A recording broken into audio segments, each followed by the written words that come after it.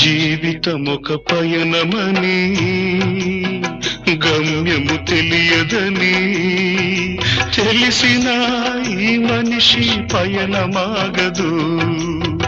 జననం ధర్మమని మరణం కర్మమని తెలిసిన జనన మరణ చక్రమాగదు.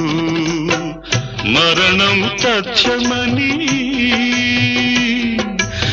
ఏ జీవికి తప్పదని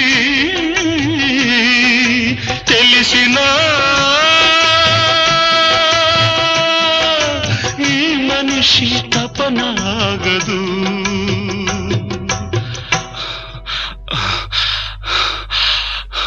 ఈ బ్రతుకు తపనాగదు. ఆగదు ఏ నిమిషము నీ కోసము,